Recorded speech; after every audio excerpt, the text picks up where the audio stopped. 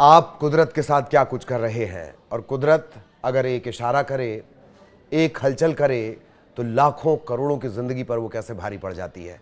सबसे बड़ा सवाल यही बना हुआ है लोगों के बीच में, और जब मैं आंकड़े आपको बताऊंगा आप भी यही सोचेंगे कि कहीं ये मौत की सुनामी तो नहीं है। लोग तुर्की को याद कर रहे हैं जिसमें हज़ारों की संख्या में लोग मर गए थे, तकरीबन 50,000। इससे पहले एक बार हिंद महासागर में 2004 के आसपास जिस तरह का घटनाक्रम हुआ था, तमाम देशों में 20 लाख से ज़्यादा लोगों की ज़िंदगी पर यह भारी पड़ा था। इसी तरह से जापान की सुनामी को लोग याद कर रहे हैं। अलग अलग साल में जो भयंकर त्रासदियां हुई हैं, कुदरत से जुड़ी त्रासदियां हुई हैं, आज उन सभी की बात हो क्यों रही है। एक अच्छा एग्जाम्पल, एक अच्छी मिसाल कि कुदरत जब अपना न्याय करती है, वो कोशिश करूंगा अगर मुझे याद रहता है तो इस रिपोर्ट के बाद मैं आपको दूंगा। लेकिन आज क्या दिन भर नजर आया, ताश के पत्तों की तरह भरभरा कर गिरती इमारतें, गगनचुंबी इमारतें, सड़कों में पड़ चुकी मोटी मोटी दरारें, चीख पुकार, बदहवासी, सड़कों पर नाचता मौत का खौफ। आज दिन भर यही कुछ नजर आया। म्यांमार और थाईलैंड में आज जो कुछ भी हुआ उसने मौत की सुनामी का डर पैदा कर दिया है। जानकार से लेकर आम लोगों तक की जुबान पर एक ही दहशत भरा सवाल है कि क्या यह मौत की सुनामी की आहट है।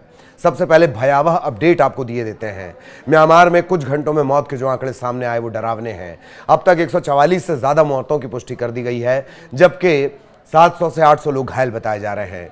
थाईलैंड की राजधानी बैंकॉक में एक अंडर कंस्ट्रक्शन 30 मंजिला इमारत भर भरा कर गिर गई। जिस वक्त ये भूकंप आया, इस साइट पर 400 लोग काम कर रहे थे। ये सिर्फ एक जगह का अपडेट है। इनमें से 80 अभी लापता हैं। 3 लोगों की मौत की पुष्टि कर दी गई है। म्यांमार की बात करेंगे, यहां का दोपहर करीब 12 बजे 7.7 तीव्रता का भूकंप आया।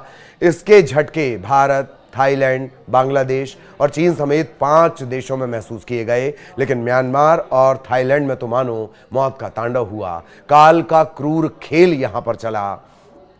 शुरुआती घंटों में ही 150 से ज्यादा लोगों की मौत की खबर आ चुकी है। अलग अलग अखबारों के मुताबिक मौत का आंकड़ा हजारों तक जाएगा। अमेरिकी जियोलॉजिकल सर्वे के हवाले से कहा जा रहा है, उसके हवाले से जो खबर छपी है उसके मुताबिक भूकंप से होने वाली मौतों की आशंका को रेड कैटेगरी में रखा गया है। इसके मायने हैं कि 10,000 से 1 लाख लोग तक अपनी जान गंवा सकते हैं, मौतें हो सकती हैं। भारी तबाही के चलते थाईलैंड की जो प्रधानमंत्री हैं पाइतोनगार्न जो है, शिनवात्रा उनका नाम है, पूरा थोड़ा कठिन है, शिनवात्रा, उन्होंने इमरजेंसी घोषित कर दी है। बैंकॉक में रहने वालों के मुताबिक ऐसा लगा कि मानो उनके ऊपर पत्थर बरस रहे हों।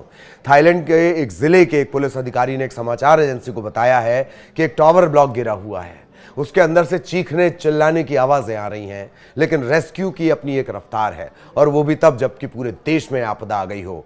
थाईलैंड की राजधानी बैंकॉक में मेट्रो और रेल सर्विस पर भी रोक लगा दी गई है। एयरपोर्ट के जो ऑपरेशंस हैं वो भी रोक दिए गए हैं।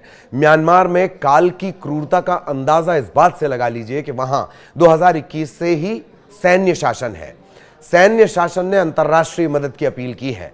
आमतौर पर जो सैनिक शासक होते हैं वो इस तरह की अपील नहीं करते हैं, जबकि सैन्य प्रमुख मिन ऑन्ग हलिएंग को नेपिडा अस्पताल का वो दौरा करने पहुंचे थे और तब उन्होंने विदेशों से मदद भी मांगी है। मिन ने कहा कि हम अंतर्राष्ट्रीय समुदाय से जितना संभव हो मदद की उम्मीद रख रहे हैं। इसके अलावा देश के जो सभी 6 इलाके वहां इमरजेंसी का ऐलान कर दिया गया है। भूकंप ने जितनी भारी तबाही मचाई उसे देखते हुए नेपिडो जनरल अस्पताल को मास कैजुअलिटी एरिया घोषित कर दिया गया है। म्यांमार, थाईलैंड, बांग्लादेश, भारत और दक्षिण पश्चिम चीन समेत 5 देशों पर इसका असर, जैसे हमने आपको बताया, देखा गया। न्यूज एजेंसी के मुताबिक भारत में कोलकाता, इम्फाल, मेघालय, ईस्ट कार्गो हिल में झटके महसूस किए गए। बांग्लादेश में ढाका, चटगांव समेत कई हिस्सों में 7.3 तीव्रता के झटके आए। जो डेंजर रिक्टर पैमाने पर जो तीव्रता होती है उसमें तीसरे नंबर पर, डेंजरस में ये तीसरे नंबर पर आता है, 7.7 से लेकर आगे तक। बांग्लादेश में 7.3 तीव्रता का भूकंप है। इन इलाकों में 12 मिनट बाद फिर से, खासतौर पर जो म्यांमार है, 12 मिनट बाद 6.4 तीव्रता का आफ्टर शॉक भी आया। यह भी बेहद घातक कैटेगरी में आता है। कुल मिलाकर लोगों और जानकारों का डर यह कि कहीं ये मौत की सुनामी के संकेत तो नहीं, क्योंकि बड़े भूकंप के बाद सुनामी की आशंका हमेशा बनी रहती है। दरअसल बड़ी तीव्रता यानी ज्यादा तीव्रता वाले भूकंप के बाद सुनामी की आशंका इसलिए होती है क्योंकि ऐसे भूकंप समुद्र तल के नीचे या उसके आसपास उत्पन्न होते हैं, जिससे समुद्र के पानी में बड़े पैमाने पर हलचल पैदा होती है। इससे टेक्टोनिक प्लेट्स में अचानक और शक्तिशाली हलचल होने लगती है। बहरहाल हजारों की संख्या में लोग प्रभावित हुए हैं, कई लोग लापता हुए हैं, कई जख्मी हैं और कई मारे गए हैं। हताहतों की संख्या हर पल बढ़ती जा रही है। आगे भी इससे जुड़े अपडेट हम आप तक पहुंचाते रहेंगे।